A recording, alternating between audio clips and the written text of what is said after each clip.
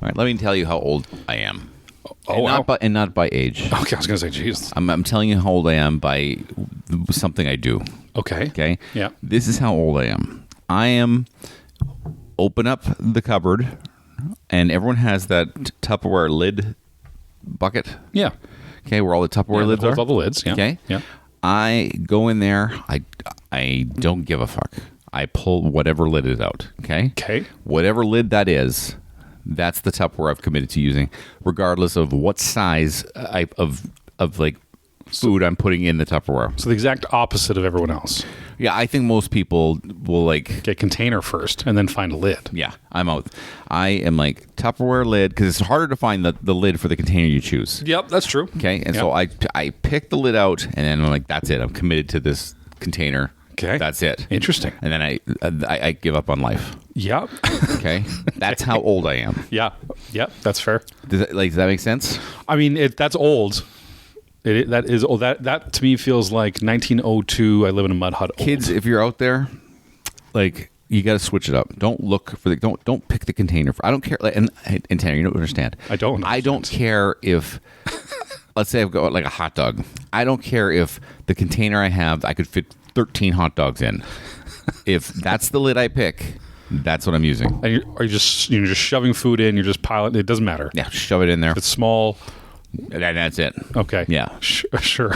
Like that's it. Okay. Would you rather live my style of life? Oh God. That's by the way. That's how old I am. Would you rather live my style of life, or would you rather watch The Big Bang Theory? Oh man. I'll pick the fucking lid first.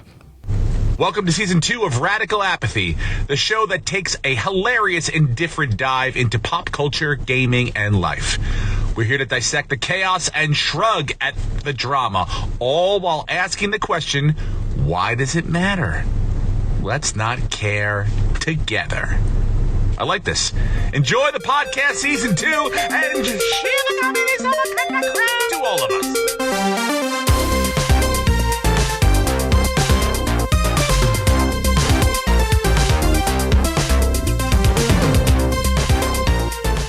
Radical Apathy Podcast, you say? It is this now? That's it. We're doing it now. Wow. Radical Apathy Podcast starts right now. Right now. All right, welcome. Welcome to that seems like now we should have music. Well, yeah, that's what I'm like, we right now. Right now. And then I was like, man, we should start our intro. Yeah, that was like almost like a... by the way, do we need to tell the viewers who our opener guys now?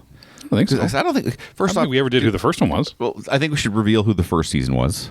So the voiceover of our intro on Season 1 was Canadian comedy actor Colin Mockery. Colin Mockery, yeah, of Whose Line It Is Anyways Face. Yeah. Fame, yeah. And so he did a good job. He surprised us because I think we were initially disappointed with his intro. Yeah. But then I think we grew to love it. Yes. I didn't think he would do it, and then weren't sure what he would give. Mm-hmm. But I think he did. He vamped a little bit, which we leaned into. If you can guess who the second season, I think it's easier to guess who the second season. I don't think it's easier. Well, we'll see. If you know who it is, throw it in the comments. We might not confirm or deny it, but I really want to just spoil it. I want to see. Well, now let's see if they know who it is. I assume some people will know, others won't, because those people announce for our fortnightly podcast. This is a conversational podcast where we ask the question: why does it matter? Because it doesn't. It doesn't matter, everyone. Yeah. My name is Tanner. Hey, I'm Corbyn. What's going on today? Well, I am feeling much better. Thank you for asking. Hey, do you feel much better? I do. Thank you for asking. Because you were sick last week. I was. And I am a little, not under the weather. I just feel like ass. Geriatric today. I've just been exhausted for like 6 days straight. A 6-day exhaustion. Yeah. But you did some pretty cool things during it. We'll get into that. Did I? Excited to talk about that. Well, yeah. Well, you got to tell me what we works. Literally just talked about it this morning. You got to tell me what they were. When I walked in the room. Because I don't remember what it was. Because you're old. And we got a lot of fun things. We're going to do a little what you watching, what you playing.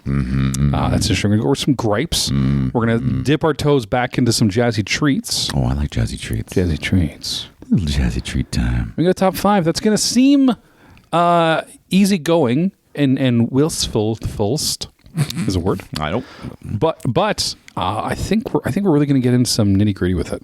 I intentionally didn't choose them off that top 5 because I guarantee you're going to choose them because you're basic and live with it. Am I basic? Because last week I brought the pain. You're a basic bitch. But I will say there's a couple obvious members of my top 5 because it's a top 5. It's not a. What's your top 5? It's a top 5, not a random 5. Yeah, it's your top 5. Yeah, it's the correct top 5. It's starting already. I'm going to go first with what I was watching. I finished Andor season 2. Wow, I wasn't sure you were going to do this. Yes, I finally got a hold of everything, got it finished. No spoilers. Did you like it or did you not like it? I genuinely think this is my favorite thing Disney has done since it took over the brand of Star Wars.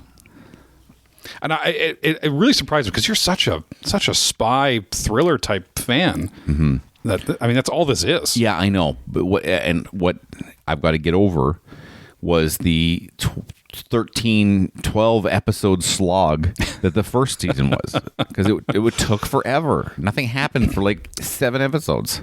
I would say if I'm being impartial, the first 2 episodes of season 2 are also dry because they're doing a lot of foundation work for the rest of the season and going off some rehashes. However, like by episode 3 all the way to 12, it fucking shoots off like a rocket. Like a rocket ship. Like a rocket ship. No, honestly, it was really, really good. I like on Rotten Tomatoes, like season 1 has a 96%. Season 2 has 97% now on Rotten Tomatoes. Sorry, what did season 1 have? 96%. That already tells me that these people are wrong. Well, it's Rotten Tomatoes. Season 1 was, and I always put a caveat on Rotten Tomatoes because there's season 1. There are something because Big Bang Theory has like an 89 on Rotten Tomatoes. Yeah, and that can suck it. And then maybe that's like 80. Maybe what they meant by that one is it was 89 Rotten Tomatoes. Oh, yeah. Maybe it's not. What are they, certified fresh? Yeah, maybe it's not certified fresh. Maybe it's like this was 89. Yeah, Rotten this is almost 100 Rotten Tomatoes. Yeah, of how shitty that show is.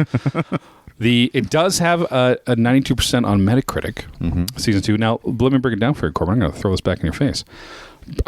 Trying to break it down to a Corbyn level, the average review per episode of season 2 of Andor was an 8.7 across Metacritic. So that's all the critical reviews for the entirety.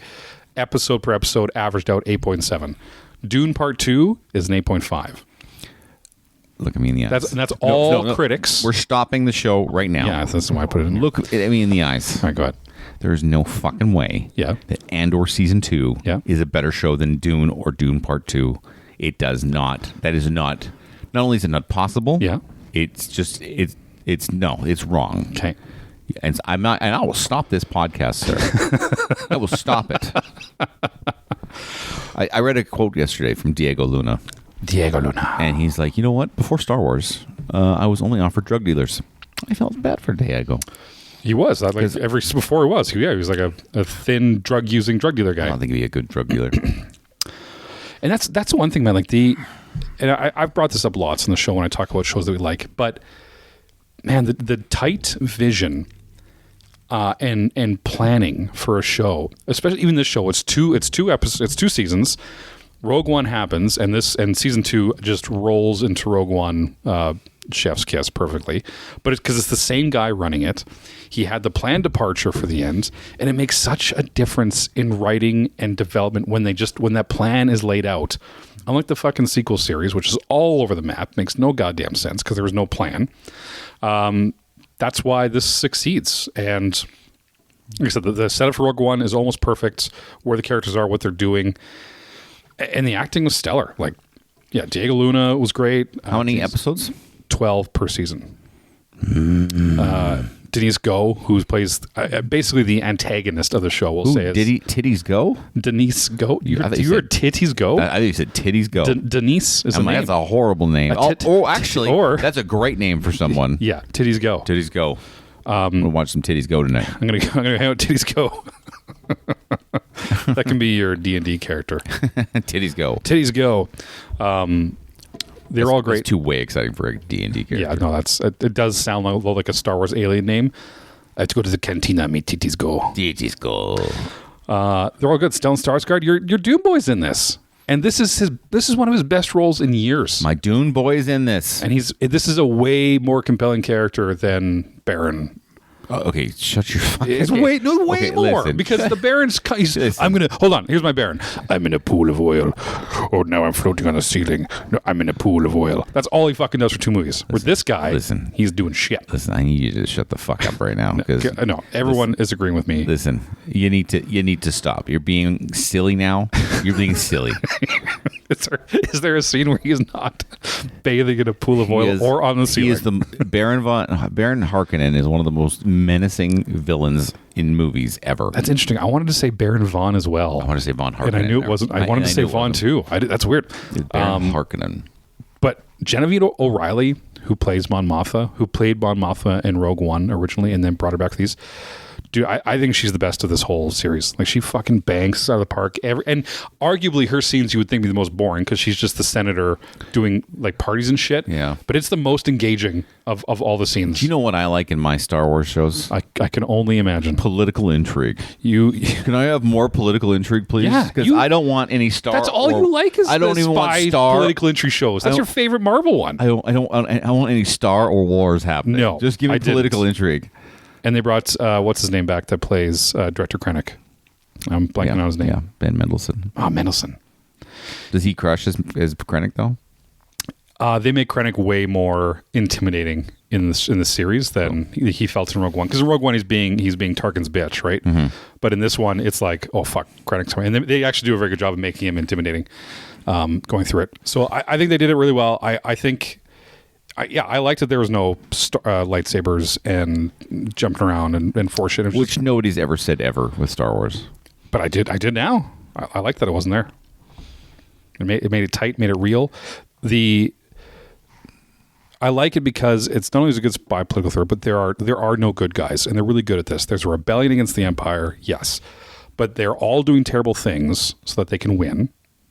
And most of them know that. There's a point in like one of the first early episodes of season 2, and this isn't a spoiler, where like a small rebellion, because they're all fractured. They're not at the rebellion alliance yet. They're all kind of fractured. And there's a small rebellion group that kind of captures Andor. And they're that group, they're like, oh, we're the right, honorable, we're the good guys in this whole thing. They're the only one. They're like, yo, no, we're the good, we're going to fight the bad guy. But then there's immediately like bullshit infighting, as there always is. Well, I'm better than you. I'm better than you. And then they all fucking go to shit, right? Because they show that, no, like it's the ones that realize I'm going to do terrible things so that tomorrow can be a nice day, rather than having this, belief that I'm perfect and good, Luke Skywalker. No, I'm going to do some terrible fucking things to human beings to win, and so that the Empire doesn't win. And they all lead into that really well. And they just kind of, that sets the whole tone for the show. They keep going. And I liked that. And you know why? Because it's the capacity to show apathy in these moments of frightening evil for this entire show. That's why I love it, Corbin. I'll probably watch it. It's just good. Because I watched season 1, but I was just so mad at how long it was. Yeah, it's good. Take a tip back to win. What are you watching? What am I watching? What did I start to watch? More Spoons shows? No, not watching more Spoons shows. I just started a show last night, if that counts. Sure, you're watching it. All right. It's called Department Q. Department Q, never heard of that one. Department Q just got released on Netflix. Stars an actor that I enjoy greatly, and his name is Matthew Good. Don't know that one either. He plays Ozymandias in the Watchers. The movie. Watchmen, sorry. In the TV Watchmen. show. No, in the movie Watchmen. Okay. Because the Ozymandias is played by Jeremy Irons in the other one. Right. Shout out to Watchmen, the TV series, though. What was one of the best? It good? That was one of the best Actually, series. my wife watched it. It was one of the best series of TV shows I've ever watched. Better than Dune? I just watched one episode of Dune, and I'm like, this is trash. So, there you go. Fair. Not everything Dune is equal. Yeah, no, that's fair. But Watchmen, season 1, when it should only be season 1, excellent. I highly recommend it. Okay. So I watched Department Q, and it's about, I'll just quickly go over the first 5 minutes. First 5 minutes is literally some officers' body cam footage, and he was holding down the fort until 2 detectives showed up to a murder, and the main detective guy, Matthew Good, is just caught on camera, like just telling, basically, everything this new 3-month-old officer was doing was stupid, and how dumb he was, berating him. And he goes, "Did you even check the windows were open or any extra? Why don't you go in the kitchen and fucking check these out, right?" And then maybe you'll fucking learn something. Like, just a cunt to him. Yeah. And then the other 2 detectives stayed in the other room near the body or whatever. And so then the body cam turns around, he walks this way, and then a guy just comes out and shoots the fucking guy, and then the screen goes blank. Oh. And then you find out, again, this is the first 2 minutes, so I'm not really worried about it. First 2 minutes, you find out that kid is long dead. His Matthew Good's partner is paralyzed, and Matthew was shot through the neck and survived. Ooh. And he's now just coming back to the force. Interesting. And they don't want him there because he's part of his character is he's a complete prick, right? Yeah. To everyone all the time. And so the government gives a grant to whatever service this place is. I'm not sure if it's London. What's it called? What's Scotland Yard or whatever. I'm not sure what it's called. Oh, in London. Yeah. Anyway, they give a grant because they want some cold cases solved. And so they give this guy Department Q, which is code word for a shitty rundown room in the basement of the place, and it's a party of one, and solve some cold cases. Interesting. Can I do kind of a spoiler? Sure. Okay, so it's a Netflix TV show. Running parallel with this is you get this story of this other character, and she's a lawyer, and she's being harassed via text, and she's got like a special needs brother, and she's trying to try this murder trial, and it's like, and you're sitting there, and you're like, okay, yeah, but why am I watching this? Like they haven't interacted. You're like, what? And then by the end of the first episode, you realize that story was not parallel with this story. That story was in the past, and that's now the cold case. Interesting. He is going to investigate. Interesting. So they're kind of setting up that way. So I really liked that ending to the first. I'm like, this is why I'm watching. Because what's the catch? What's pulling you into the show? Yeah. Right. Mm-hmm. Asshole British detective is not new. No, it's actually a trope. Yeah. Okay. Yeah. So anyway, Department Q. So that's only the first episode, but at the end of the first episode, I was like, okay, that's good. I get it. I like that change or that reveal, if you will. Spoiler alert. For Department Q, another British cop show on Netflix. Another British angry, because like, I mean, if who's the most recent like British mystery angry cop guy? I'm gonna go David Tennant in Broadchurch. All of them. Broadchurch. I mean, even David Tennant was a big. When they really did Sherlock, it was the same type of thing. He was kind of an asshole. When Dana Scully did the British detective one, where she was banging everybody, she was an asshole. Oh, what was that called again? I started watching it. I forget it. Was it Dana Scully? She played the asshole British cop. Lake something Lake. Lakeside? No, Lake Burn. Lake Broad. Lake. Broad Lake. Baby Lake. Broadback. Okay. I don't know. Something like that. My wife liked that one too. Westlake? No, it's not Westlake. Anyway, so yeah, it's not new, but it was good. Okay. It was Enough to have you watch the next episode. I think it's only 8 episodes, so I'm gonna crush those. What am I gonna watch coming up here? I don't know what I'm gonna watch. It's summertime, right? So there's not a whole lot of new stuff come out. Well, it's not about new. It's Apple TV Plus has so much good content on there that I just want to keep watching their shows. Yeah. I started watching another show on there. So because I'm still watching Ted Lasso. Just started season 3 last night. Right. And then my wife and I started watching their brand new one, which is from Owen Wilson. He stars in it. It's called Stick. Kind of up my alley. I used to be a golfer. Yeah. And so this is kind of like golfer down on his luck. Used to be in the tour, had a meltdown, and this is years later, and he's now just like sleazy, trying to piece together money any way he can, kind of guy. And he just happens to be on a driving range, and he sees this young kid just stroking the ball. Stroking the balls. And he wants to take him under his wing and take him on tour. Show him how to properly stroke. Yeah. So it's actually pretty good. Okay. It's very Owen Wilson-y. Yeah. I assume there's like funny, but at the end, positive outlook. But Mark Maron is in it, so he offsets. He's funny. He offsets Owen Wilson really Mark good. Maron, he's funny because Mark Maron is like, I don't like people, and I'm Mark Maron, and I love that. Yeah, you're the Mark Maron, and I'm the Owen Wilson of that group. I think so. Yeah, of stick. Of stick. Yeah. Well, I just need to find a young man to teach him how to stroke now. That's what I'm watching. Okay. Playing. I played Daggerheart, which is a new tabletop RPG from Darrington Press, which is the game development arm of Critical Role. Which, for those who don't know, is the largest Dungeons & Dragons playing group ever. So it's not from the Dungeons and Dragons people. It is not. So the Critical Role people said, we're going to make our own gaming company, and they call it Darrington Press.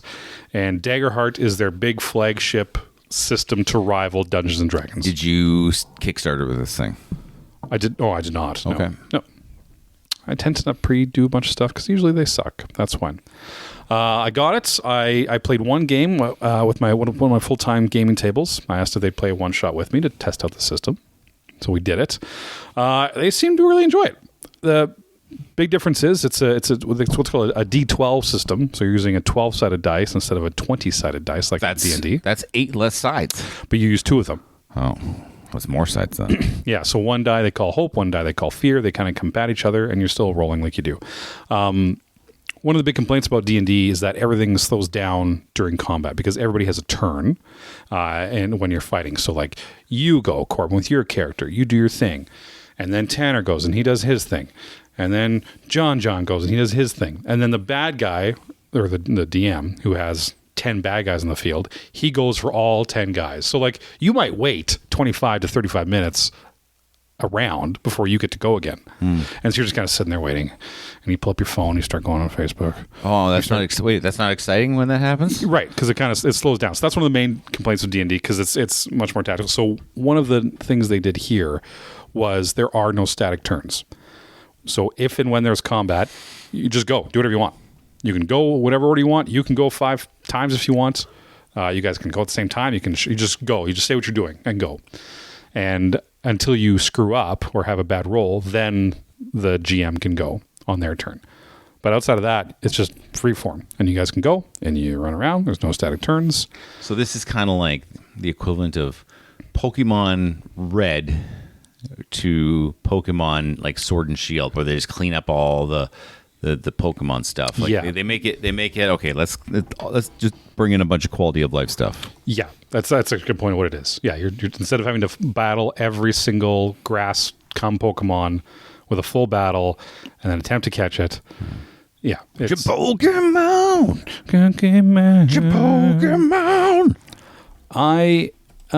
They have the one thing I didn't think that they have cards in the game. So they have little cards, like colorful cards that cover everything from your ancestry to your class to your attack and magic. They're all called domain cards. I thought that'd kind of be shite because I'm not a big card guy in games like that.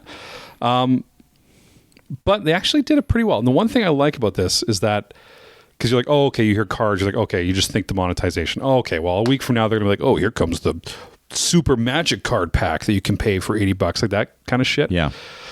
What I give them credit is they made a website that you can go on with full editor details and make whatever card you want. You use all of their artwork on the card. You can literally build it and move it around. Print them off. It's all free. So you can make whatever card up you want. If they come up with new ones, you can literally just copy it and print it off yourself. So that was really nice. That kind of took away some of my fear there. How much was the whole thing to buy? To 1, 2, how big is the book you had to figure out? So the book itself is 315 pages-ish. You had 315 pages of book? No, you just get a feel for the basics. And then you make it up as you go along. So the whole thing comes with the book and all the cards. They all come in one. To purchase it here tomorrow, you go pay $80. If for whatever reason I bought it on Amazon, it was $50. I don't know why. It didn't say sale. It was $50 for some reason. So I got $30 off. I don't know why. But this whole product sold out within a week once they went on sale. So it's had a really good initial start. I mean, who knows long term if this is going to catch on or kind of push back against the other games out there. But so far, yeah, The group liked it. I enjoyed it as a DM. It's much more shared storytelling than Dungeons and Dragons, which I kind of like. It gets people more involved into the game and lets them have some more options as you go. And yeah, sold it out in under a week. It was kind of fun. Didn't mind it. What was it called again? Shatterstar? Daggerheart. Wasn't close. Although Shatterstar is a tabletop game. Yeah, so you're close. Very close. Yeah, Daggerheart. You know, I was totally thinking about Shatterstar, and because I'm so good at Shatterstar. Oh, you're Shatterstar Pro. Bro, Shatterstar. Shatterstar. Did we just come up with a game? Shatterstar? I am playing a video game. What? I'm playing a video game, and I'm reading a book. Not the book. Oh, and I'm going to talk about both. There it is. Okay. I'm going to talk about both. Talk about both. A friend of mine, long ago, like 6 months ago. Oh my god. He had the kindness of his heart to buy me a game. Okay. Called Octopath Traveler. Octopath Traveler. Octopath Traveler. I played that game. Yeah, it's because you're the one who got me the game. What? Spoilers. What? No. And because when I play role-playing games, I need space between them.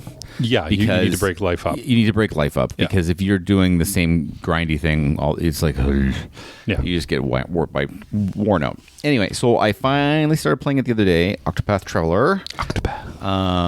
Here's the gist of it. It's like a 2D, 3D, HD 2D. Yes, that's what they put it. Yeah. It's HD 2D characters, 3D environment, role-playing game. And you start in a town with one guy, and you have to go through his story. I will say these stories are kind of lame. They're a little trying for me because I just want to go faster. Yeah, go fast. Anyway, there's stories to each guy, and so then you have to do some stuff to finish that guy's first chapter, and then you can go out into the world and find more guys to join your thing. So I've done that. I'm now at 4 guys. Okay. And you guys don't have to listen to this part, but I'm going to tell Tanner anyway. So I got Cyrus. I started with Cyrus. Okay. Yeah. Mainly because why? Because I wanted him to reveal the weaknesses on the people. Okay, good call. Yeah. That's so. It's an important one. Yeah. That was important to me. Weaknesses are important in that game. And then I picked up, but then it seemed like it forced me to go where I had to go. You have to play that story. Yeah, no, I had to play the story, but then it forced me. If I felt like it forced me, and I didn't have options of who I could pick the next 3 times. It felt like it was like the only way I could go to get to continue the story. Because I think, and I know it's been a while since I played, but I think that's part of it. I think who you pick at the beginning will lay out a different path every time of how you come across people in certain ways. They'll dictate who I take the rest of the way. At least in the first part, because if you take what's her face, the fly lady, then you kind of go a different group. Because I started it twice, and it takes a different branch. Okay, I think that's their intention to get the replay out of it. Go ahead. So I started with Cyrus, the scholar, and what he does is he reveals the weaknesses of the monsters that you fight, which is very, very handy for a starter guy like me. You know, I hate it when games don't tell me what to do. Yeah. Then I went to Ophelia, who's my healer. And then I went down to get my hunter. So I got my hunter. Don't remember her name. Starts with an H. And then finally, I was trying to remember. I went, and my 4th guy would have been my second choice, my first guy, which is Therion. And he steals stuff. The thief. So that's my 4 team. Okay. That's what I'm rolling with. Okay. So, and then I guess once I get more people, I can swap them out if I want. Yep. So I don't know what I'm going to do. I don't know tell me, what do I want on this team for a balanced team? I would say you need your scholar. I need my scholar for sure. Ophelia for the healing, I kind of need. You need a healer. You can probably dump Hikari. But she does all the physical attacks that the other 2 don't. Right. So you dump Hikari and then either take Oswald or the guy with the hat. Partito? I don't know their names. Partito. Partito Yellow Will. He's got a like a detective hat. Okay. What classes are they? Have you come across Oshette yet? No, I've literally wait. So I just rolled up to my 5th dude, but I never talked to him yet, so I don't know what he does or who he is. Okay. I just rolled up. He was in Clearwater or Clear Valley or something like that. Things I appreciate while you're looking stuff. Yeah. Up. Things I appreciate about the game. Not open world. Like if I want to go from one town to another town, there's only one path I can do it. Yeah. Love that with all my heart. I love the combat system. I like the idea because what you do is each bad guy has shields, a number of shields on them. And as long as those shields are up, two things can't happen. One, you can't do true damage to them. Yeah. And two, so there's like a combination at the top of the screen, and it shows you which order everyone on each team is going to fight. Okay? Yeah. And so they will get a turn to fight unless you break those shields. Once you break those shields, their turn in the order goes away. So it's really strategic on trying to how to get those shields broken down as fast as possible. Really like those two things. Something I do not like. This game is very, very, and I sent you 2 texts about it. Yeah. Is very, very grindy. It's very grindy. It's like incredibly grindy, and because I wouldn't mind it if there was more distance between the towns. Yeah. But there's not a lot of distance between the towns. It's like 2 minutes. Yeah. And so You're just moving back and forth in the same spot, just trying to grind over and over and over and over and over again. Because the bosses, which come up quite quickly once you start a new story of a new path traveler, they come up very quickly, and then they just crush the shit out of you. Yeah. Like big time. Like they just destroy you. And so you gotta go and really grind up your guys. So that's the one thing I don't like. Number 2 thing I don't like. I don't remember. It's nothing because it's a great game. No, you understand. It's a good game. Oh, it doesn't tell me what to do very well. What I mean by that is, there's a journal that tells me the people, like each person's path. Yeah, the little quest line. Okay. Yeah. And then I finally found the side quest thing. Okay, right. Because, Okay. Because apparently I've been picking up all these side quests and I didn't know what to do. Yeah. Like I didn't know what to do or how to do it. And so I got some there. So maybe that'll become clearer now. But again, just tell me what to do a little bit easier. Sorry, I was looking up my Octopath Traveler 2. Drop Hanit, who's your hunter. Yes. And when you get Ulberich or Primrose, I would change her for one of them. Okay, so which one should I take, Ulberich or Primrose? It kind of depends on how you play the other ones. So Ulberich's more your standard warrior, big guy warrior with a shield, and Primrose is a dancer. Why would I want a fucking dancer on my team? Well, just take her for a spin and see what you think. Yeah, take her for a spin. Because she's a dancer. I'm so funny. Does she do physical damage, though? Yeah. She does, hey? Yeah. They do like spitting fucking chakra things. Okay. Anyway, so that was good. What I'm reading.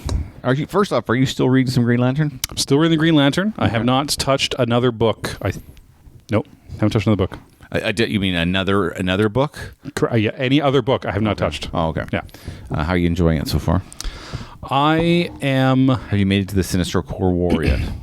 No. But I still... I shouldn't say I didn't know a whole lot about them, but I never liked Guy Gardner from what I knew of him prior to this book. Yeah, he's like the arrogant guy. But it made me start to like him. And now, and I texted you about that before, I'm more excited to see him now in the new Superman movie. Mm-hmm. Now, because before I was like, oh fuck, when they picked that fucking Green Lantern, I don't give a shit about that guy. They did a slow motion of the scene where he's like pushing to the side and the army tanks her. Yeah. And his construct is a big middle finger. Is it really? Yeah. God. And Filoni's going to play it out really well. So I like that because he was talking about Filoni's a Star Wars Nathan guy. Fillion, yeah. Filoni cannot play that up well. What I'm reading a new book. So I don't read fantasy books, but I've kind of accidentally started reading a fantasy book. Kind of. Get out of here. Kind of, okay? Because I think fantasy books are silly, and the names are silly, and I just don't... I'm going to the Tree of the Lothar end. What I've done is I started reading a horror book that has some fantasy elements to it, okay? It is called Empire of the Vampire. Empire of the Vampire. Yes, that's and it's book 1. And first off, let me just tell you this, okay, really quickly. Okay. I don't like authors who make a good book and then decide to write 1,000 other books. And then we talked about this last time because the airport books, right? Airport books, right? Yeah. Okay, exactly. So this isn't an airport book, although it is a 3-book series. Okay, well, a trilogy's not bad. Okay. Yeah. So it's called Empire of the Vampire. Long story short, this guy is basically Blade. Okay. His father's a vampire. His mother was normal. Okay. This is in like a old timey fantasy land with weird names of cities and stuff. Okay. And he's been captured. He's the last of the Silver Saints, who is the ordained order of half-blood vampires who go to try to kill off the real vampires. Okay. And he has been captured, but he's apparently the best of the best that ever was. Apparently not. He was captured. And he was captured, and so now they've got the vampire historian who has sat down with him and wants him to tell his story. So it's kind of like Blade, but it's kind of like Interview with the Vampire. Okay. Okay, you're going through this guy's backstory to figure out how he got there and what's going on, and really good story so far. Okay. Yeah, I really like it. Empire of the Vampire. It's a long book. It's 750 pages. Holy it's 100 shite. pages. It's 100 pages shorter than Dune. So it's a big boy. Yeah, that's a lot. But you know what? It's a pleasure reading on that Kindle Scribe. I'll tell you that. It makes a difference, doesn't it? It does. It's so nice reading on that Scribe. It makes a difference. I really like it. That came out pretty recently. Yeah, are all 3 out now? 2 of the 3 are out. The third one comes out this November. Oh, okay. So is there enough in this book to get you to read the second one? So far. Yeah. I mean, I'm all in on this one right now. Okay, interesting. Empire of the Vampire by Jay Kristoff. Jay Kristoff. Good Australian boy. Before that, I finished off the guy who was writing the 3 mystery books. I finished that guy's stuff, and so then I moved right into these ones. So interesting. Really like it. Look at you just banging out books. Banging out the books. Banging out books. Yeah. Let's touch base with some gripes, you and I. Let's gripe. Let's some gripes. I went with some fellow actors to go shoot gophers. Oh, okay. Yeah. Why? Okay, first off, why? Yeah. And that's so let me so mean. Why would you do that? Exactly. So let me just preempt kill this. these old- Yeah, the rest of you all freaking out. Where we come from, gophers are vermin. They are everywhere, and they destroy crops, and they dig giant holes that cattle fall into and break their legs, and you got to shoot all the cattle. They cost literally millions of dollars in insurance every year where we come from. They are vermin. They need to go away. Okay. Okay. So anyway, we go shoot them. Now, I'm not very good at shooting. I'll be honest. I'm really good at video game shooting. Mm-hmm. And this is why I always laugh at when politicians say, "Oh, this mass shooter was a big gamer." Well, I can fucking tell you, as someone who's played shooting video games their entire life, it does not cross over to real life because I'm not good at shooting. So yeah, we all went out there, and I'd say maybe 50 of them we shot. Gophers. Okay. And but I had a good old massive allergy reaction out there to the point where my eyes were so red and swollen I couldn't see for like 2 days. Oh, Muffin. I know. Would you like to hear how we used to kill gophers? Sure. So I used to work for the city in which we live in their parks department, and you used to go and this was mostly at the graveyard. Okay. And you can't have gophers there. You find a gopher hole, okay? Yeah. And then you would take a gopher bomb. And do you know what a gopher bomb is? Nope. Okay, so you go. It looks like a cylinder, and it's got a plastic end, and it's got a giant fuse. Okay. And you jam it in there. Okay. You light the fucking thing. Okay. Yeah. And then you stuff it with dirt. Okay. And the bomb is essentially a smoke bomb of poisonous gas. Oh. And it smokes and it fills the whole gopher tube with the poisonous gas and it kills them underground. Interesting. Yeah. But what if he's got like a second hole like in Caddyshack? That's perfect because then you find where it is and then you do the same thing over there and you cover it with dirt. You double bomb? Yeah, you double bomb. Oh, man. Get him. Yeah, so that's what we used to do. We used to have tons and tons of these gopher bombs. Some used to do that all the time. I spent days. That sounds like a good job. I was getting paid days to just do gopher bombs. That seems like a good job. Yeah. It was pretty cool. So I did that. Learned I can never live on an acreage, but that's okay. That's why I moved into an old folks home. Yeah, that's true. You have that old folks home. Yeah. So I was eating a banana the other day. Checks out. And I opened up a banana. And tell me if you...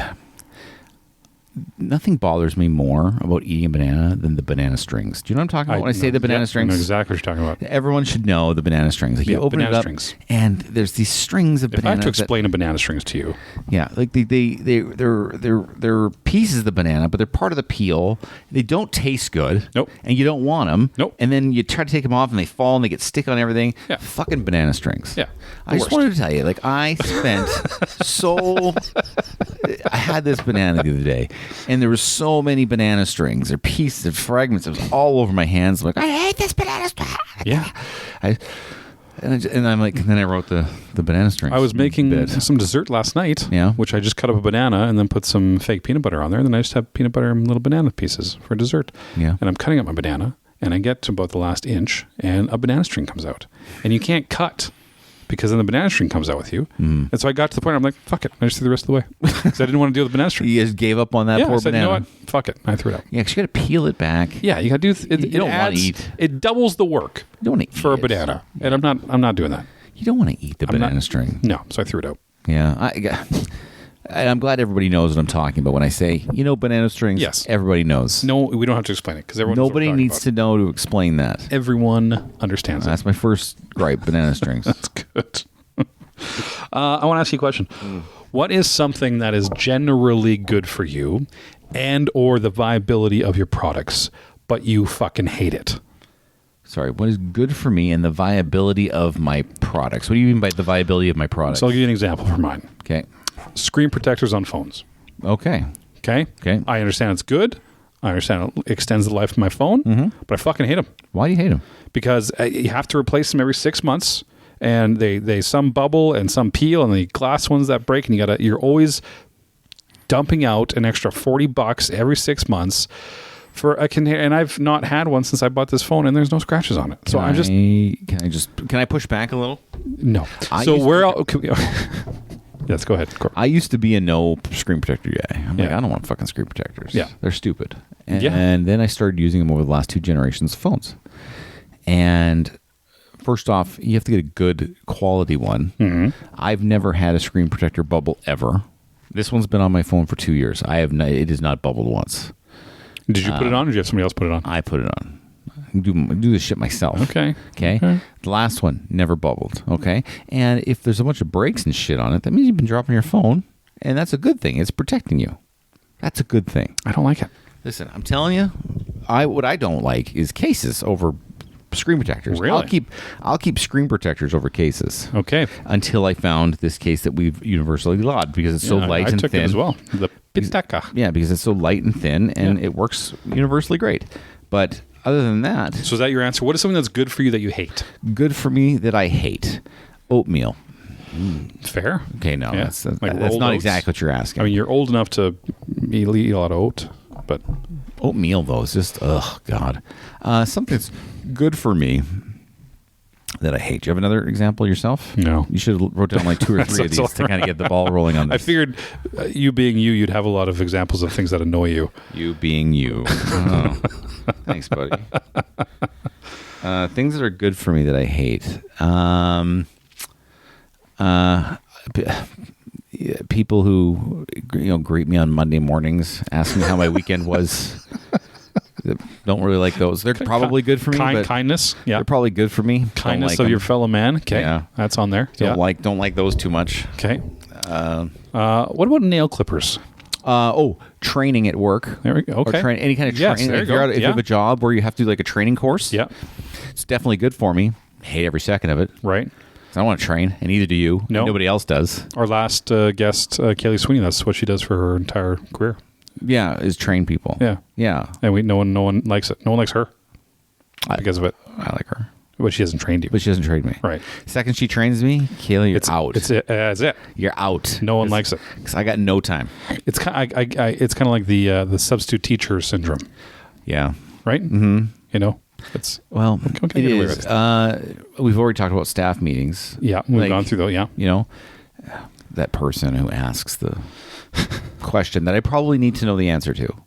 But stop asking the question. You've extended this meeting by 10 minutes. It doesn't matter how good the question is. It's that you're keeping us here. There's lots of things that are good for me that I don't like. Okay. Well, for me, I was getting mad at screen protectors this week, and so I wanted to write that down. Yeah, but those Monday morning people. or people. So let's say I'm doing a night shoot, and people come and visit the set. Yeah. Like, I'm not in the mood to visit at that point. I see. Yeah. Like, I just want to be left alone. Yeah. But it's probably good for me to build relationships. Okay. Yeah. But I just want to be left alone. Yeah. You know?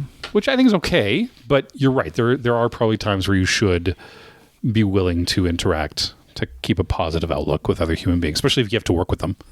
Yeah, I guess. Down the road, or I didn't say I worked with them. I said they visited down the road. Yeah. But you never know. One visitor might be tomorrow's director. Yeah.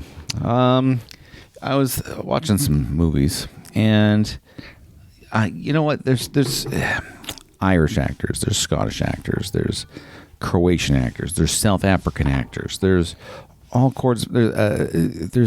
sorts of Russian actors. Okay. Yeah. God, and let me just say, this is not meant to be racist by any means. This is just an observation. How come when they play an American, they can lock that accent right up, but you get like Korean, Japanese, any of the Asian, like they cannot wrap their head around making this American accent, because all the countries you just said, all of our language stems from the same place. Yeah, but I mean, if you're where Asian language does not. Well, no, like there's lots of French actors who don't speak English, and they're able to put together an English. Well, I think the other side of the coin is that Italians, American media is so worldly and dominant compared to anywhere else that all these other countries grow up from childhood to adulthood by watching American movies and American television, and they're just bombarded by the American accent every day of their entire life. Or how much Russian TV have you watched, right? Except for the Russian bad guy in an American movie. Mm-hmm. So they just hear the American accent every single day, so they're very good at producing it, where we don't watch Korean television every day, so we can't do Korean as well. Yeah. I just want better accents. Yeah, I agree. I just want better accents. Some people are really, really bad at accents, even like good actor. I mean, Denzel, who's one of my favorite actors, can't do any other accents. Doesn't do act. He refuses. Yeah, he can't do any other accents. He just does Denzel. We talked about this recently in Gladiator 2. Yeah, like dude, he pulled a Kevin Costner for that whole movie. Yeah, no, I'm gonna talk this way. Yeah. And it was the worst performance. And they're like, best supporting actor Denzel Washington. Here's another one for you, Denzel. 2, biggest piece of shit movie I saw last year. Speaking of pieces of shit on TV, I watched Predator: Killer of Killers. Oh, people were talking good things about this. Okay, so it's like a 3 little episode anthology thing, 4, I guess. And it's a cool premise. It's a predator going to a certain period of history in Earth and fighting, quote unquote, killers, warriors, like the top of the top. So like they go to a Viking area, and it's a Viking lady, of course. So they fight a Viking lady, and then they go to feudal Japan, and there's like 2 brothers who are trying to kill each other, and then they get mixed up with a predator, and then they got to fight this predator together. And then they go to World War II, which this one was a little weird, where it's a pilot in World War II who's fighting a predator in a spaceship fight. Okay. So I'm not sure how a Mustang P-51 flying around with its fucking gas motor is taking down a spaceship. Anyway, but it was fine. If that's all it was, and they ended it, I'd be okay. But then the last episode happens, and I don't think any of these people have watched Predator or understand what Predator 1 or understand really the backbone, because they do this, and then they all of a sudden, the 3 main protagonists from the episodes, spoilers by the way, I don't think a lot of people are going to watch this, the main 3 protagonists from each episode wind up, they weren't dead or above, they were all captured, and they were brought across the galaxy to the Predator planet, and they're all brought into this arena at the same time. Remember, they're all from 3 different time periods of Earth. They don't speak the same language. And the Predator King comes out and says, okay, you 3 fight each other, and the last one standing has to then fight me. Fuck you guys. Okay. It doesn't make sense. And so then they team up. They say, oh, fuck, hey, we're all humans. Let's team up. So they all team up. And then they kill the Predator King. And then they take off. And apparently the Mustang P-51 pilot from World War II knows how to fly a spaceship now. So they get in the alien spaceship and they fly away. And then an armada of Predator spaceships go after them. So isn't the point... That was the end of the movie? That was the end of the show. Isn't the point of the Predator... Isn't it an honorable hunting-based society where if a prey proves itself strong enough, they're let go and awarded, right? Isn't that the point of it? No, the point... that's kind of like a byproduct. The point is this predator is sent to Earth to prove himself to his people that he's a worthy predator.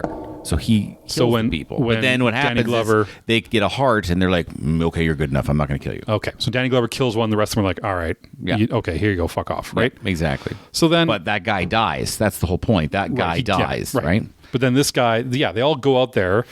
They don't come to the planet to kill everybody on the planet. Right. They come to see if their guy can do some killing and survive. Yeah. So it didn't make a lot of sense. So that if you're telling me those three people ended up killing the Predator King, like arguably the strongest of all the predators, they should be like, oh, okay, well, they're obviously worthy prey. Yeah. But no, then they just, oh, no, we got to chase him and kill him again. They just, I don't know. It didn't feel like they were following the mythos of Predator at all. It just felt like they wanted to put this together and kind of slapstick it. So it's fine. It's not great. Anyway. It wasn't on point. No, I didn't feel like it was. Sorry, side note. Continue. Okay. So a long time ago, I got pressured into making an Instagram account. You're on the gram. So here's what I do on the gram. Absolutely nothing. I don't think I've ever posted anything. I don't think I've ever done anything. I don't even know. Like at some point, I followed some people. Okay. I never opened this app ever, and people just, apparently. So I did the other day, and like, people are on this thing all the time. Yeah, and it's popular. It's just pictures of stuff, right? Yeah. Like there's no like information involved in this, just pictures. Yeah. Or if it's not pictures, it's someone who makes a fucking meme, right? Yes. Which I don't need in my life. And I think I've been talking about the de-socialification of my phone. You've been working on it. I'm going to talk about that a little bit further. But anyway, so I've got friends. There's about 4 friends that keep sending me direct... Don't shut up. I got 4 friends on this app. Oh, sorry. Who keep sending me direct messages with funny clips of stuff. So they're just retweet, not retweeting, but resending you shit they've seen already. Okay. I don't know if you know this rule about me. I think I've told you about it. But if someone sends me a video, I will not watch it. There's the same 2 videos upstairs in your mantle that have been there for a year. I better give those back to Berkey. He's never going to get them back if I don't give them back. Yeah, but if someone really wants me to watch a video, I just can't do it. Because what am I? Because you're contrarian. Because I'm counterculture. That's correct. And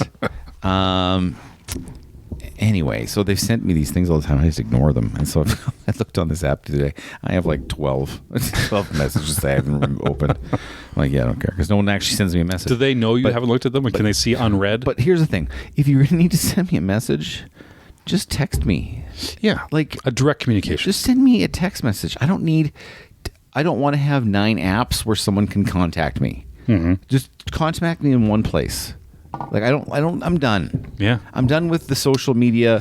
Everyone can contact me 8 different ways. You just want the one lid of contact. I've got this one guy who, again, so I have a Facebook account solely for the fact, like there's literally no other reason except to keep in contact with this certain Lethbridge group that tells me about events. Okay. Because there's no other way to do that. Okay.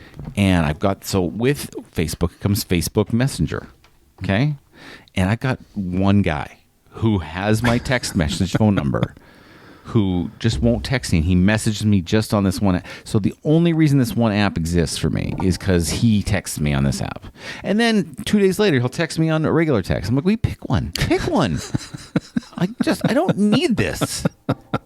I don't need this. You don't want all these people reaching out to you for friendship. No, I don't want all these people. Listen, okay.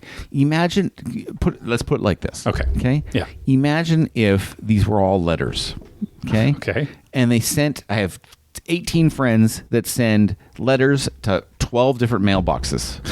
and I have to go to every different mailbox to get the fucking letter. That's what this is. Except the mailbox is right there. No, they're not all in the same spot. They're different houses. Okay? And I have to go all around the city to get your mail from the mailboxes. Yeah. It's a pain in the ass. Yeah. Stop doing it. Okay. I wanted to text you on a different group chat, but I didn't. No, and then, side note, and then I started doing this podcast with fucking Tanner, and he's like, "Oh, I know we should manage this podcast." And then he makes the stupidest suggestion I've ever heard. He goes, "We should go on Discord. We should go to another fucking app that sends messages where we can just text each other just normally." I'm like, "Fuck's sakes, Tanner! It's another fucking app." Oh, I'm back. Sorry. Oh, hey, so where'd you go? Sorry. Anyway, I don't know if you heard that. Oh, I know. I was talking about the time when you suggested another app that I have to go message on.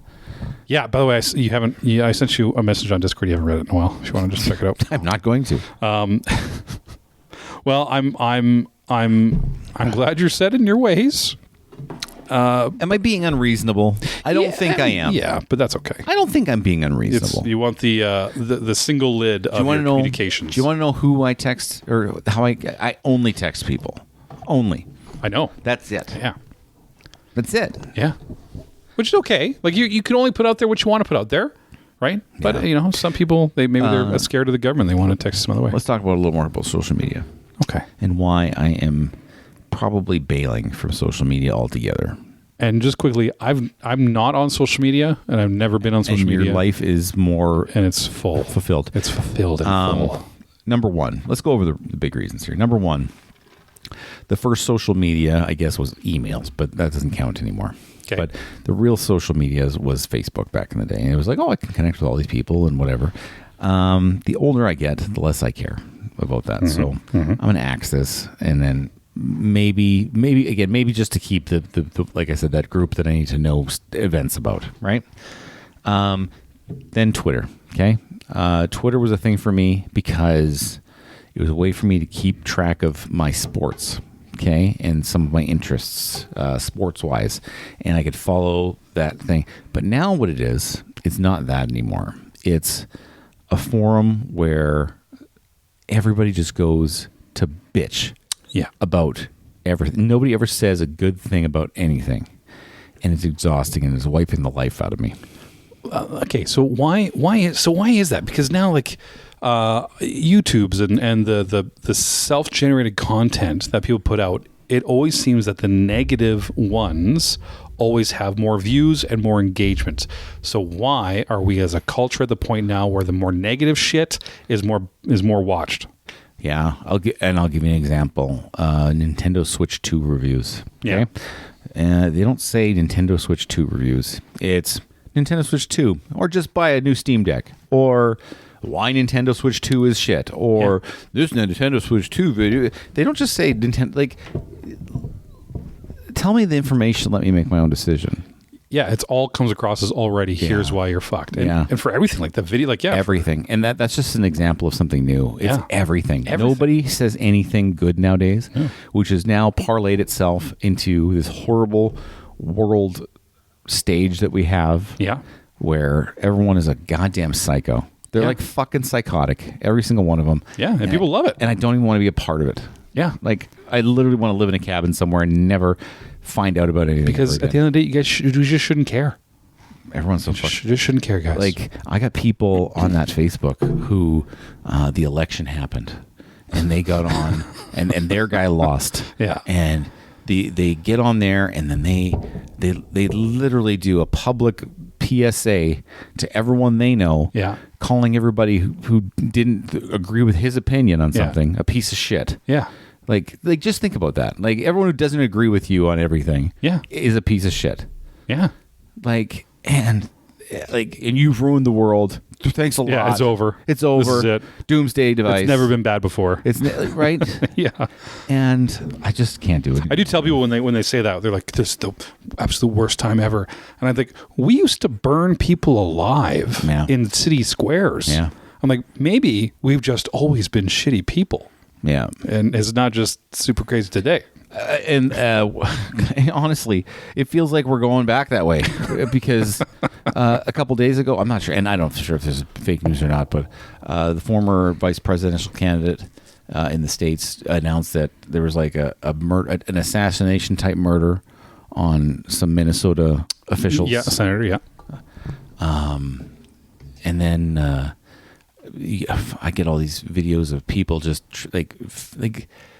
So it's on Twitter. I'm trying, and the way the Twitter works, like I have the stuff that I want to follow, but then they add their own shit in to try to get you to be more into stuff. Yeah, and it's always the most. I see videos of just people being horrible to each other. Yeah. I don't know what the fuck's happened, but everyone is a terrible person to each other on airplanes now.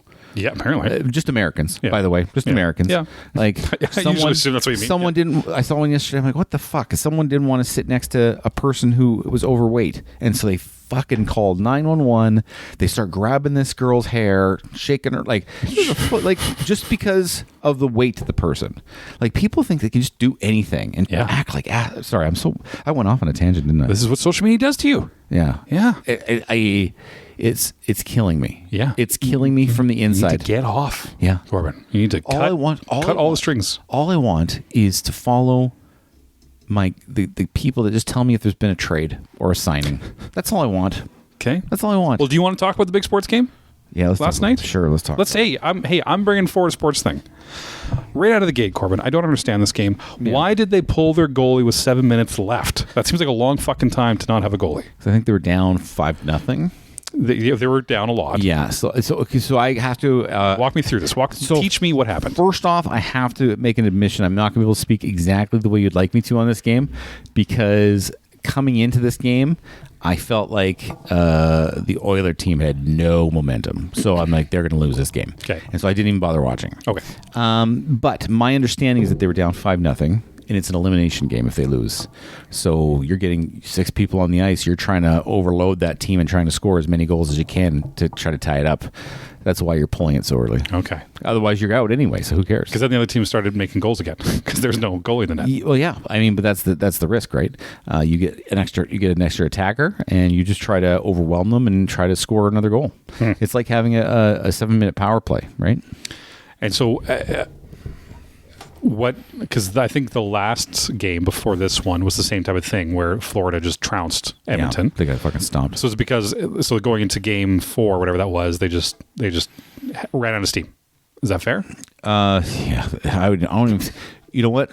I don't even feel like Edmonton had any steam to run out of.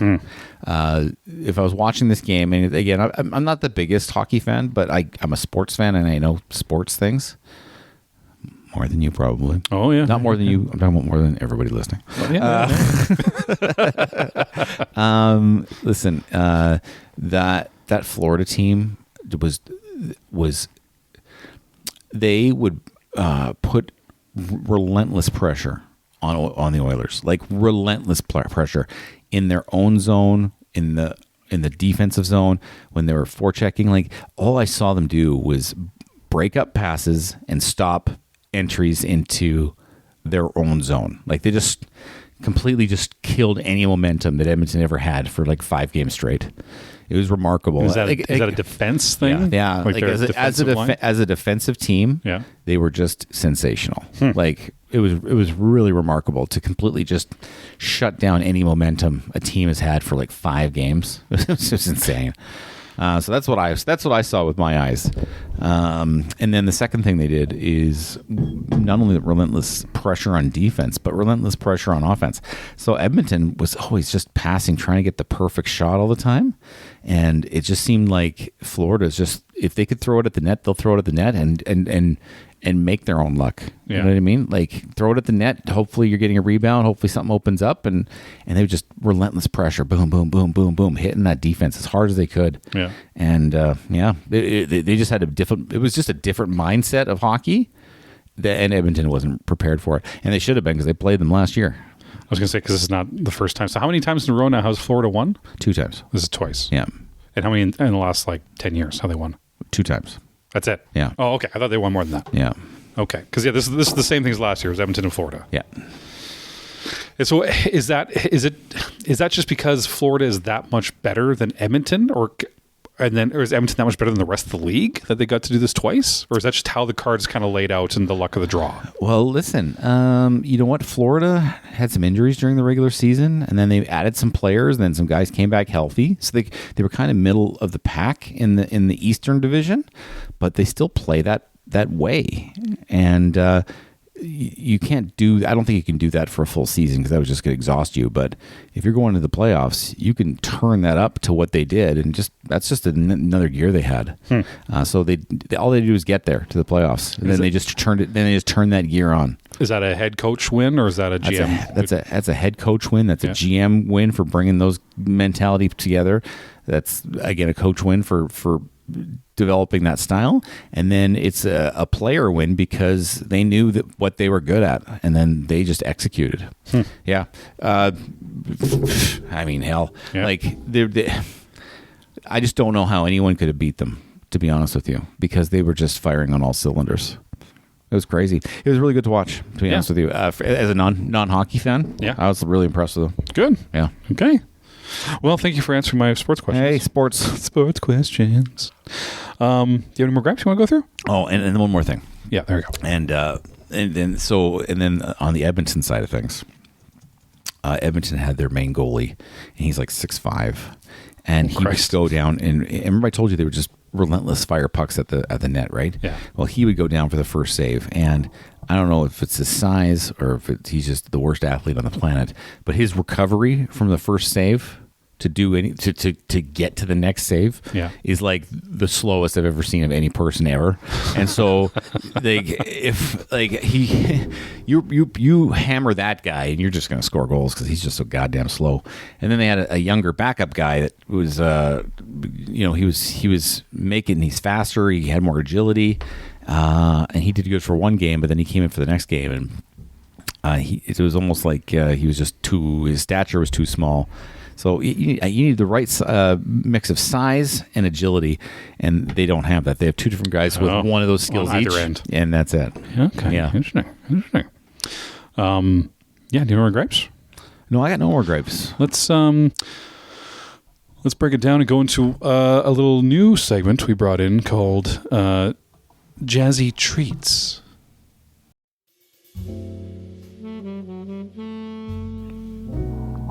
All right, and welcome. Welcome to Jazzy Treats. We're going to do a Jazzy Treats time here with you. We're with Big Papi Corbyn. And Big Daddy Jive.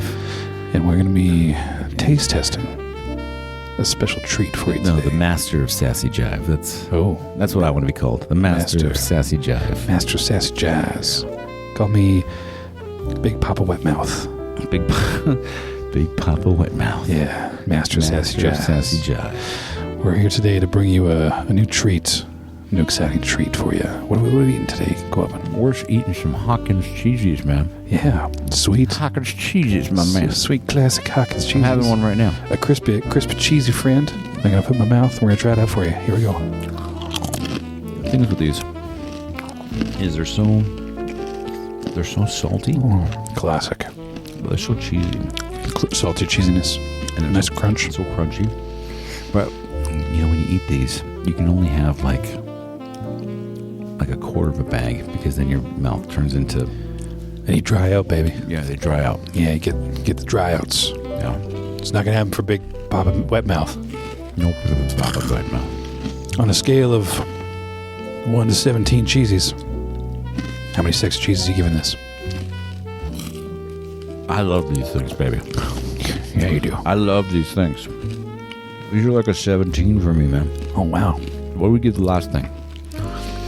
Something out of 7. Yeah, something with 7 drumsticks. Yeah, that's how we do it. I'm going to agree with you. You know what? These are pretty delicious. Makes Big Papa Wetmouth pretty happy. I can't stop eating them. I'm going to pull them away from you. No, I want more. No, it's all you're going to get. Oh. All right, thanks for joining us on Jazzy Treats. Hawkins Cheesies. Special cheesy delight for your mouth. Canadian delight. So one thing I learned about, to go back to Daggerheart, big Daggerheart news, Corbyn. Okay. Big. I'm trying to think of a sports analogy to make you realize how earth-shattering this was. Sports analogies are this is my business. Just stay in your own lane, dude. I'll tell you what happened, and you give me the analogy when it makes sense to you. Okay. Two dudes, Jeremy Crawford and Chris Perkins. Mm-hmm. They are former Wizards of the Coast game design and director and the creative director. These guys basically ran Dungeons and Dragons as it was through all of 5th edition into the new 5.5. They created some of the best storied game versions out there. Things like the Curse of Strahd, the Rise of Tiamat, like some of the best, biggest hitters. These guys made it more or less the two main dudes of Dungeons & Dragons that made it good. Okay? Chris Perkins, Jeremy Crawford. They quit Wizards of the Coast a little over a month ago. Hasbro bought Wizards of the Coast a year or two ago and have just been monetizing the shit, everything, making terrible game decisions. Everyone hates Hasbro. I'm sure it was a pain in the ass to work for. These two dudes quit. Okay. 2 days ago, it was announced that Jeremy Crawford, Chris Perkins, are now working for Darrington Press, the gaming arm of Critical Role, who made Daggerheart. That's right. Huge win. Huge win. For just these 10 people who wanted to play Dungeons & Dragons to now create this type of gaming world to get Jeremy Crawford and Chris Perkins on. Yeah. So it's very exciting. It's very solidifying for Darrington Press as their own. I think they're... Because where Wizards of the Coast, they could only do D&D. They were only allowed to make things for D&D, and that was it, because making any other game would just take away from D&D. Where Darrington Press, they've already made 3 other tabletop games. Daggerheart came out. They're just like, make whatever you want, and let's put stuff out there. So I think the creative freedom for these old-timers is exciting for them, but huge shakeup in the tabletop gaming industry this week. I don't know how I'd equate that to sports. All right, this is the sports. Equate that for me. This is the sports analogy for that. So Wizards of the Coast would be the PGA. Yep. Okay, which is the Professional Golf Association. Okay. And they had their rules and their conformities, and they were probably paying a little less than everybody else because they like to keep a little piece of the pie for themselves. Okay, and then what happened is the Saudi prince came along. And the Saudi prince said, I want my own golf league. And he started what was called Live Golf. I don't know what Live stands for. But he funded Live Golf, okay? And he goes, come to my league. We'll play less tournaments. We'll make it more casual. We'll play some music. You can wear shorts instead of your rigid dress pants. Dress pants that we always have to wear. We'll make teams. We'll make it way more interesting. And we're going to pay you a fuckload more money. And then he recruited half of the PGA golfers to come to Live, and now that's where they do their thing, and they make their careers in this Live place. Man. There you go. Yeah, that's the analogy. So Critical Role is the Saudi prince, and is the Live Golf of tabletop games. There you go. Okay, I knew you'd be able to help me out there. Yeah, the only difference where my analogy doesn't line up is that it sounds like eyes are actually getting put on the new something press. What's it called again? The Darrington Press? Yeah, it sounds like you got a lot of eyes on the Darrington Press. You do, whereas nobody knows where to watch Live Golf. That's the only difference. That's the only difference. Fair. Okay, thank you for doing that. That's my job. Well, hey, that's why I love you. Well, I think that's going to take us into something very exciting. Something I'm very excited for that we're going to have some fun with. This is going to be called a Top 5.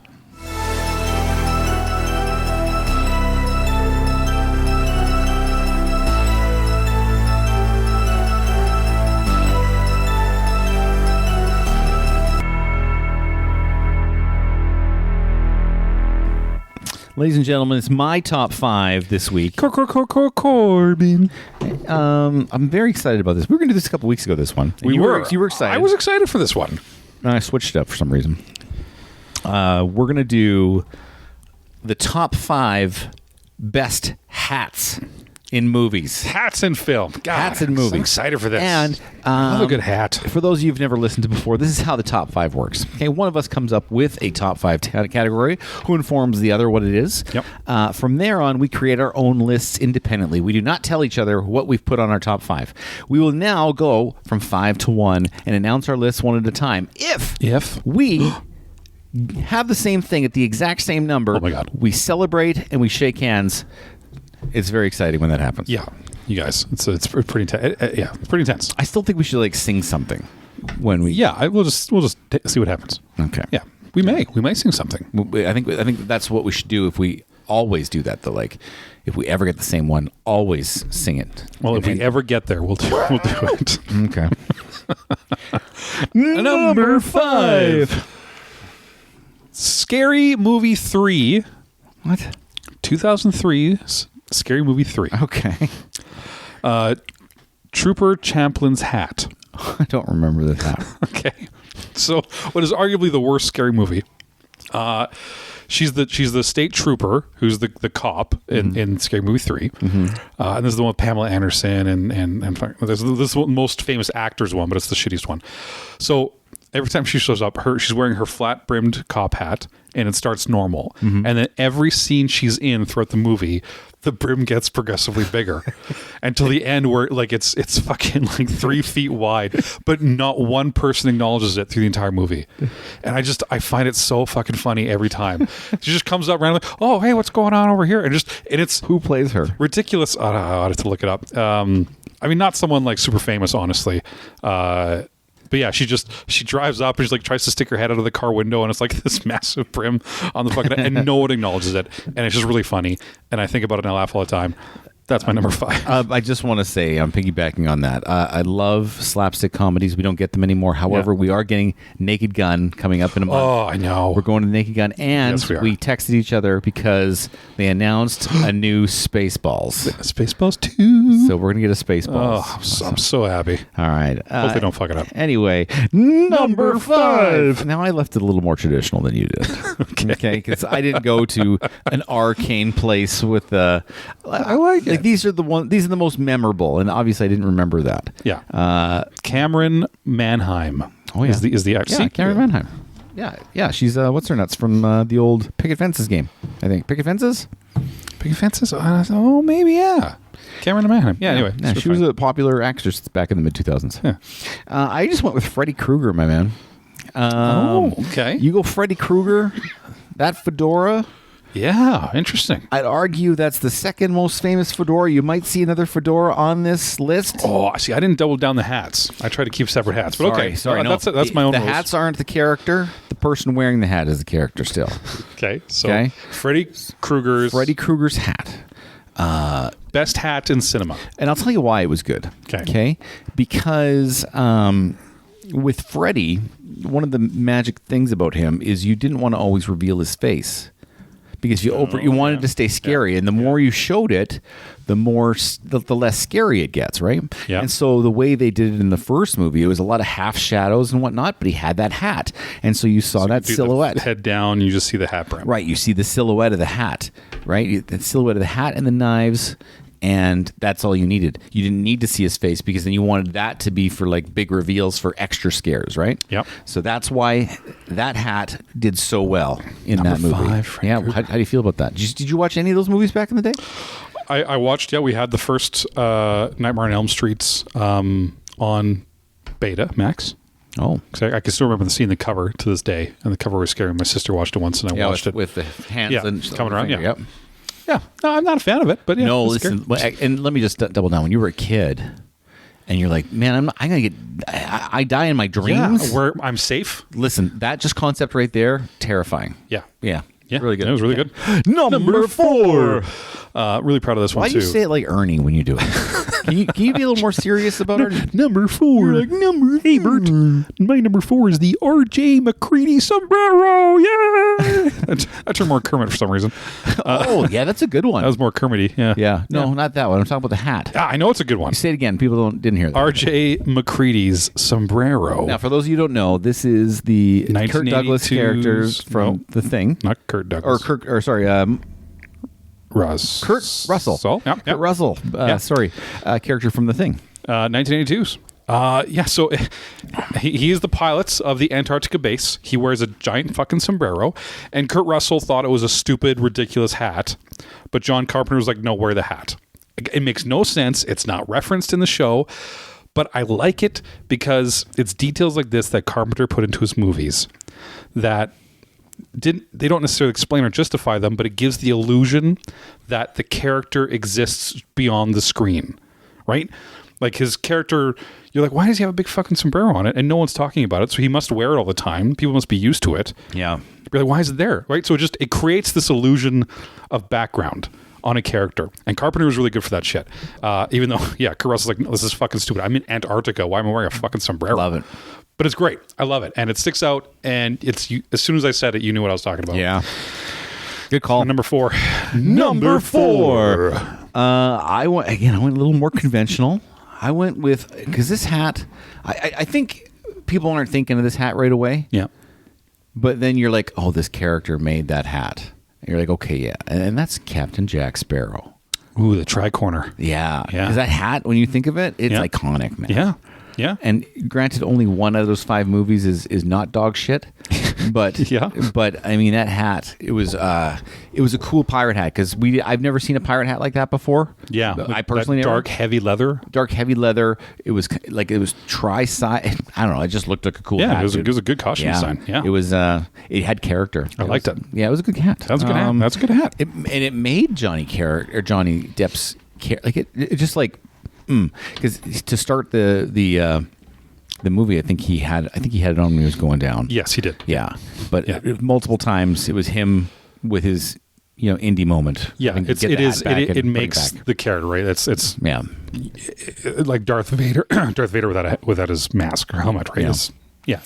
Good stuff. Number 3. Odd Jobs Bowler from 1964's Goldfinger. Okay. Played by Japanese-American actor and professional wrestler, Harold Sakata. Oh, I didn't know he was a professional wrestler. He was. And this is the guy that would throw his hat that had razor-sharp edges on it with like stuff. Accuracy, and he, that's how he killed people. Statues would fall apart. Used it as his weapon, right? Fun note about Oddjob. Mm-hmm. So as a kid playing GoldenEye on the N64, Oddjob is this tiny little person running around karate chopping, like being banned because no one can hit him because he's too small. He didn't have a good hitbox. And that was like my first initial entry into Oddjob. Then you watch the movie and it's just a regular sized dude named Oddjob. Yeah. And then the actual book that Ian Fleming wrote, Oddjob is supposed to be 6'6", like this giant of a man. Oh. Like the complete opposite of what ended up being the game. Because I think they were doing the Scaramanga. He had the little person helper. Yeah. I think they're just merging the two characters together for the game. But yeah, funny story. He's actually supposed to be a really big fucking dude. Scaramanga. So yeah, Odd Jobs Bowler from Goldfinger. Interesting. Number 3. Very good. Yeah. Number 3. Still number 3. Let's do that again because I was going to do number 3. Yeah. Oh, God, that's awful. Pretty good. Odd Jobs Bowler. No way. Oh, hey. And we got the same one, and we're singing a song. Singing it. And you're going to sing the second verse. Here we go. It's Odd Jobs Bowler. Odd Jobs Bowler. Man, we did it. Hey, we did it. We did it. Same Is that one. the first fucking time we've done that? Yeah. Hey, guys. It was good. We did it. I got nothing else. to say. Odd Jobs Bowler. Odd Jobs Bowler. But we got the same one. We did it. I love it. We got there. Fuck, that took a while. Number 2. Captain Jack Sparrow's Tricorner. Ah. Yeah, we're off by a couple there. Yeah. I mean, how many times in the movie, like the whole series, does the guy ask for his hat? Does he look for his hat? Yeah. He mentions his hat. Yeah. He talks about someone else's hat. He talks about how cool it would be to have a large hat.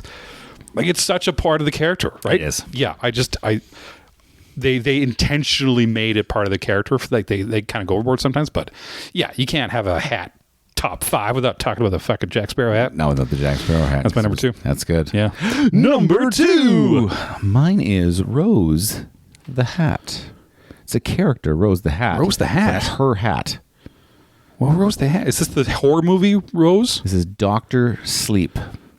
And it's fan favorite, Corbyn favorite, Rebecca Ferguson. You know I'm a fan of Rebecca Ferguson.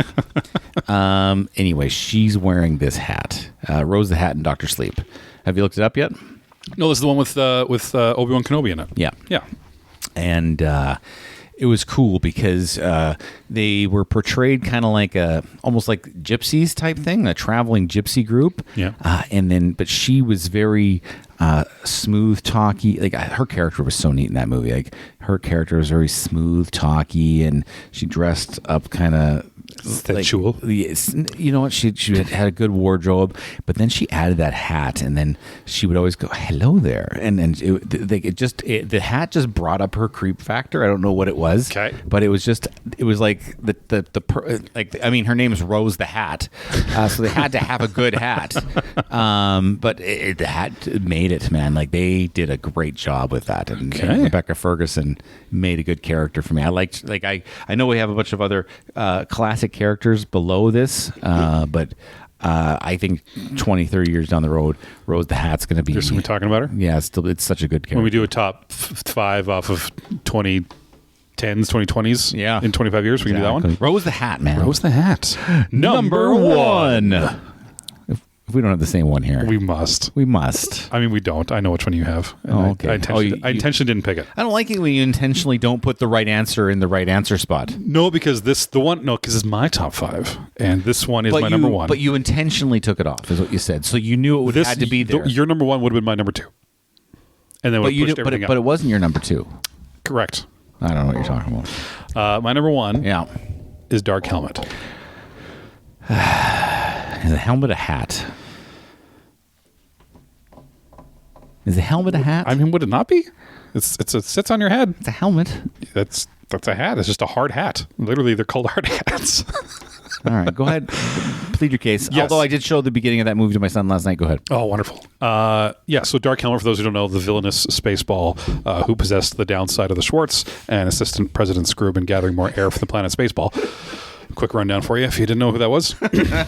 Yeah, so the helmet, it was a vacuum-formed plastic for the exterior with a construction helmet on the inside that sat on Rick Moranis' head. It was a vacuum what? A vacuum-formed plastic exterior. So like a sticked-up plastic, just a big polycarbonate plastic hard hat thing, based around a hard hat that sat on his head. The visor, they were screwed on hinges so we can move it up and down, and the mouthpiece was made of a shower drain, and the eyes were just tinted lenses of plastic. And it makes the character, and the fact that he has the 2 personalities, up and down, right, kind of intimidating, and then Rick Moranis underneath. I really like that. We got to talk about this for a sec, because the new Spaceballs next year. Yeah, it is. They're going to have a better budget than original Spaceballs. They're going to have a way better budget. So I hope that this Dark Helmet costume is even more kicked up. But do you or would it be funnier if it's still the exact same shitty costume it was from with the puffy underwear pants and the tie? Yeah, like would it be funnier? Just it's like maybe the effects could look better, but like the costumes are the exact same, right? I don't know. I think so. Let's go really quickly before we go over my number 1. Okay, who is still alive, unfortunately, to make this movie? We have confirmed in the movie. Bill Pullman and Rick Moranis. And Mel Brooks. And Mel Brooks, if he's alive. I mean, Daphne Zuniga is still... Zuniga is still alive. Unfortunately, 2 of the heroes are gone. We got John Candy's passed, and Joan Rivers isn't there. You know that there's the sidekick to Dark Helmet?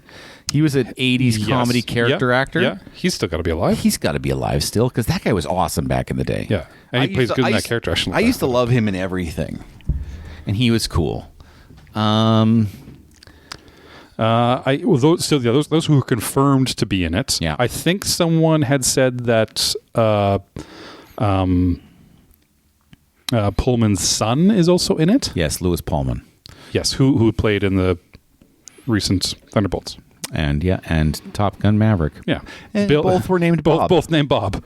John Hurt is still alive? Do you think he makes another cameo? John Hurt is dead. He dead? Okay. John Hurt is dead, yeah. I think... But that cameo was one time. That was a perfect cameo. Yeah. I'm trying to find... George Wayner. Colonel Sanders. Yes, Colonel Sanders. Is he still alive? I'm just seeing if... I mean, he was in a lot of things, wasn't he? He was in everything back in the 80s. I loved him. How do I tell if he's still alive or not? I think he's still alive. It would say at the top of his thing his date of birth. Yeah, it doesn't say he's dead. So sweet. I'd like for him to be in it. I think he would be in it. Dick Van Patten is passed. Unfortunately, he won't be in it. You know what? That's okay though, because this is what it's going to be. Because this is not going to be a sequel to the original trilogy. This is going to be a sequel to the latest Rey Skywalker trilogies. right? Right. So they're going to have a bunch of newbies, and then they're going to bring in these old guys, and then it's going to work like that. You know what I mean? And so, and I'm all in for it. Yeah, he's still alive. And actually, Dark Helmet could be like Kylo Ren looking in this one, for all we know. Okay. You know what I mean? Extra broody. Like he could still have the helmet, but the costume might look like Kylo Ren's costume. Okay. Yeah. Yeah. Maybe. I'm not sure where the funnier hit. Because if our guy is still alive when they film it, and Yogurt has a say in making the movie, like I think he's probably just doing an executive producer credit. Like I don't think he's going to be that hard into the movie, like writing it. Yeah. He's 98 years old. Yeah, he's super old. So he might be he'll do the Yogurt thing, but that'll be it. And he won't have to wear much makeup for Yogurt anymore because he's old as shit. Yeah, I'm super excited. What did your boy think of? He was really excited. We only watched the first half hour. He was really loving it. Spaceballs. Love me some Spaceballs. Ready? Number one. You know I have Indiana Jones on this. Yeah, you do. Because it's the most famous hat in movies. Yeah, probably. And not by a little bit, by a long shot. Yeah. I mean, there's my favorite part of the Indy trilogy that involved that hat was The Last Crusade, when he's on the tank that's going towards the cliff edge. Yeah. And it's the first time in the entire trilogy when they purposely had a shot about the wind and then it blew off his head. Right. Remember? Yeah. Like that's the first time it ever did. It just always stayed on his head before that. Yeah. Anyway, blew off his head and he looked like and then they did the false death, right? Yeah. And then the hat would roll in the wind like it's some tumbleweeds, and he picks it up and puts it back on, and it's like, I'm back, baby. It's so iconic that in the recent video game that came out, which is really good. I've downloaded it onto our brand new. My son bought with his money right there. We traded in some more stuff for an Xbox Series S. Okay, good. It's a used version. Hey, it'll still work. Yeah.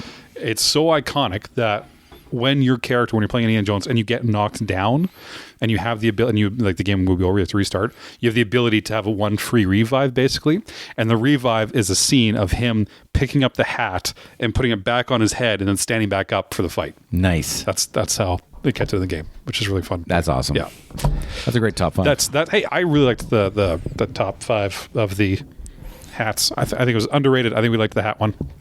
It was good. Yeah. You have a mini game that you want to play? Listen, I saw a meme and I sent it to you the other day. And I thought we'd just brainstorm real quick. Sure. I like a brainstorm. It's a very quick mini game. And the meme was simply the four horsemen of I'm not watching this.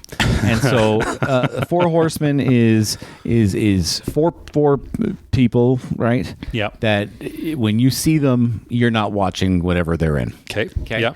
And in that meme, it was people like the Bella Ramsey girl from The Last of Us. Yeah. Like, you know what I mean? Like just that kind of. So I thought, let's just talk about it. Let's see if we can come up with together and agree on, instead of having each other's own four horsemen of the I'm not watching this. Yeah. Let's come up with our own together. And we can brainstorm. The four horsemen of we're not watching this. I mean, I gotta look up the guy's name, but what's his name? Oh, there you go. Jim Parsons. Oh wow, yeah, Jim Parsons. Yeah. Jim Parsons on there. Yeah. I don't know why people keep trying to make him happen and think he's funny and to try to give him more movies and things. No, Jim Parsons, I'm not watching it. If this was, you know what? I am going to add Jennifer Lopez to the Four Horsemen. You're putting Jenny on there? I'm putting Jenny from the block. Jennifer Lopez onto the Four Horsemen of I'm not watching this, because more so what she did to me back in the day than what she's done now. Because back in the day, she was in every goddamn romantic movie. Yeah. The romantic comedy. And then we all had to watch those with our girlfriends/wives. Yeah. Right? And I will never forgive her for that. So she is still, to this day, in the Four Horsemen of I'm not watching this. Okay. What else do you think? This one might be upset some people. Kevin Hart. Oh, that's such a good pick. Oh, that's such a good pick. Couldn't care less. And it's kind of adjacent to my pick. Okay, yeah, Kevin Hart. So he's just fucking. Who cares? He's not good at anything. They keep putting him in fucking movies. Yeah. Like he's not even funny. I completely agree. I don't know why they keep putting him in movies. He's the same character in every movie. There's no nuance. Yeah. Like he can't play a character. It's Kevin Hart in this movie. You're going to get the same thing, and I don't know how he's so popular in Hollywood as he is. Yeah. Because and it's not funny. Yeah. I'm short. I'm okay. Yeah, I'm short. I'm funny. Yeah, okay. I'm weak. And like that's it. That's all it is. That's all you're getting with Kevin Hart. It annoys me. Mine's Kevin Hart adjacent. Who's your fifth? I was gonna say The Rock. Yeah. I'm gonna say The Rock. Yeah. Like I can and just riddle me People this. are upset, but yeah. Riddle me this, Batman. When is the last time? And I'm dead serious. I'd like an answer to this. Yeah. The last good Rock movie. I don't know. Like seriously. Like think about it. What's the last good one? And I'll say The Rundown. That's a long time ago. Yeah. I was gonna say it could have been the Central Intelligence one with him and Kevin Hart. Could have been. And that would have kind of messed up our game. You know, the last thing I liked him in was the Other Guys. For his cameo of Samuel Jackson and the Other Guys. No, it has to be a real movie. Then I don't know. Yeah. I didn't like the Other Guys either, though. You like the movie as it is? No. Oh, I'd like that movie. If there was the 5 horsemen of the not watching this, Mark Wahlberg would be on there. Actually, I'm replacing my first one with Mark Wahlberg. Putting Wahlberg. Okay, you're not too far off the ghost there. Obviously, you know what you're getting. Will Ferrell's probably close on there too. Jason Statham could be on the 4 horsemen. I'm a baykeeper. I'm a baykeeper. Construction man. I'm a baykeeper. I'm gonna kill this Meg. That's good. So what's our 4? Okay, Jim Parsons. Do you want to keep Jim Parsons? We probably brought some better candidates. Jim Parsons is fucking.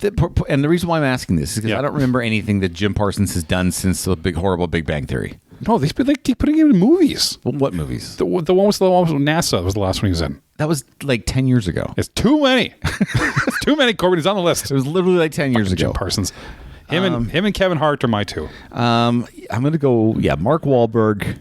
Yeah. And The Rock. Yeah. I think that's a good list. Yeah. Of if those guys are in the movie, I don't want to see it. And you know the sad part is Jack Black is also close to that. He's super close to that. There's the funny thing is there's a good Hollywood chance that those 4 dudes would be in a movie together. Yeah.